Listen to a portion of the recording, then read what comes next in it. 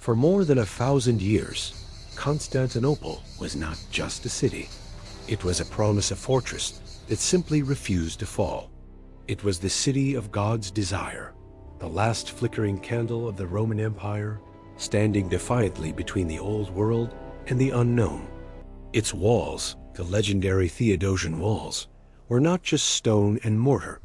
They were belief made physical. For 11 centuries, they had turned back Huns, Persians, and Arabs. They were the shield of Christendom, and as long as they stood, the world made sense. But as the sun began to dip below the horizon on May 28, 1453, the citizens of Constantinople realized that history was running out of pages.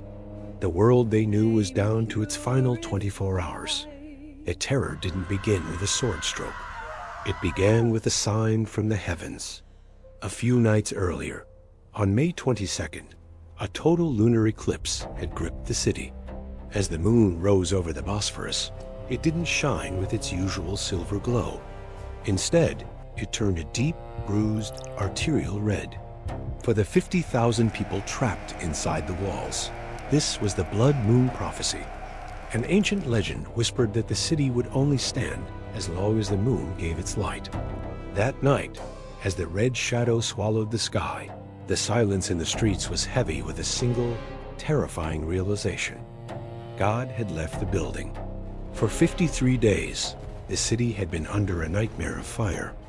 Outside the walls, Sultan Mehmed II, only 21 years old and possessed by a singular burning ambition, had unleashed the future of warfare. He brought with him the basilic, a monster of a cannon designed by an engineer named Orban. It was 27 feet long and fired stone balls weighing 1,500 pounds. Each impact didn't just break the stone.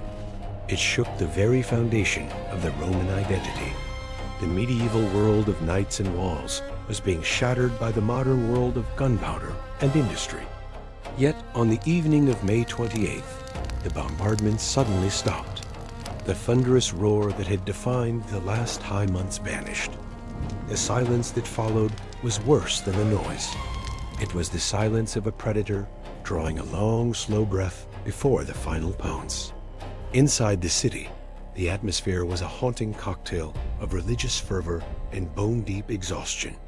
In the heart of the capital, at the Hagia Sophia, the largest cathedral in the world, something miraculous was happening. For centuries, the Great Schism had divided the Orthodox and Catholic worlds. They had argued over theology while their borders shrank. But tonight, the bickering stopped. As the Golden Dome caught the flickering light of 10,000 candles, noble and commoner, Catholic and Orthodox, stood shoulder to shoulder. They sang the final liturgy, their voices rising into the massive arches in a desperate, beautiful harmony. It was the last time the voices of the Roman Empire would ever echo in that space. Emperor Constantine XI, a man who knew he was walking into his own grave, stood among them. He wasn't a distant ruler on a throne that night. He was a leader asking his people for forgiveness. He had rejected every offer to flee. An emperor, he believed, should fall with his city or not at all. He stripped away his imperial regalia, preparing to fight not as a monarch, but as a common soldier. He addressed his commanders with a speech that still haunts history. He didn't promise them victory. He promised them that they would be remembered. He spoke of a noble death and the legacy of their ancestors. Meanwhile, outside the walls, the Ottoman camp was a sea of 80,000 men. Men, too, walked among his elite janissaries, his Terminator units.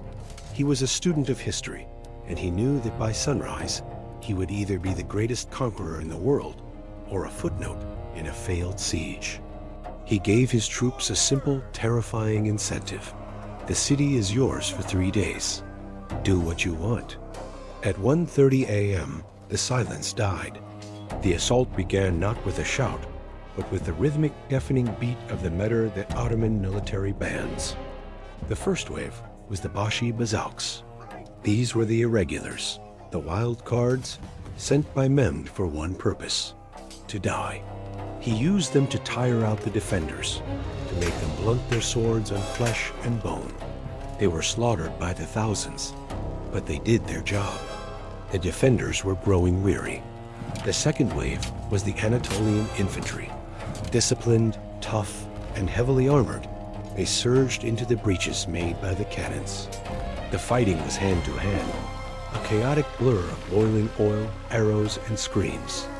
The Roman defenders, though outnumbered 10-1, fought with the strength of men who had nowhere left to run. For hours, they held the line. But just before sunrise, as the first gray light touched the horizon, Mehmed played his ace. The Janissaries. They marched toward the walls in eerie, total silence, moving with a mechanical precision that terrified the exhausted Romans. They were fresh, they were elite, and they were relentless. History often turns on the smallest things: a loose horseshoe, a wrong turn, or in this case, a wooden door called the Cercoporta. It was a small postern gate, used for minor sorties, and in the exhaustion of the night, it had been left slightly ajar. It was a tiny mistake that changed the course of human history. 50 Janissaries slipped through. They climbed the inner tower and raised the Ottoman banner. When the defenders looked back and saw the enemy flag flying behind them, the belief that had held the city together for 1,000 years snapped in a single second. Panic spread like a virus. "The city is taken!" The cry went up.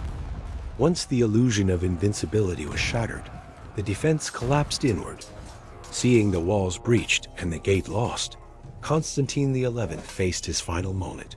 He didn't hide in a palace. He didn't run to the harbor.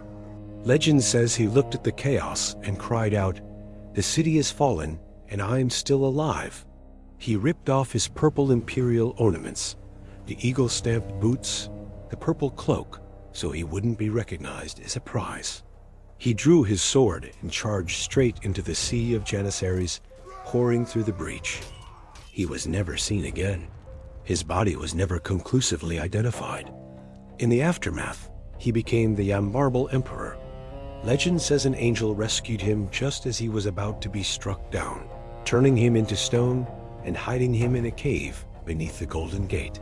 There, he waits to wake up and reclaim his city when the time is right. But in the cold reality of 1453, the last Roman emperor had simply vanished into the smoke of his burning capital. By noon on May 29, 1453, the world was irrevocably different. The cross atop the Hagia Sophia was replaced by the crescent. Constantinople became Istanbul. The fall of the city sent a shockwave through the West. The scholars of the city fled to Italy, carrying with them the lost manuscripts of ancient Greece and Rome, lighting the fuse that would become the Renaissance.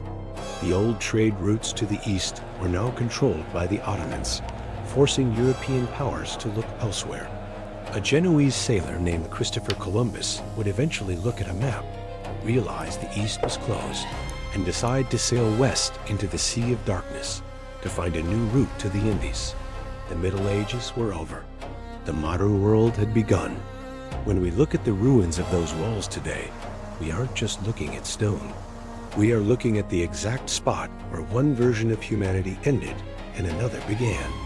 It is a haunting reminder that even the most eternal empires can vanish in a single night of silence. Empires do not die screaming. They die when the belief that they matter finally runs out. The final night of Constantinople wasn't loud enough to wake the world immediately, but it changed the world forever. And history has been repeating that lesson ever since.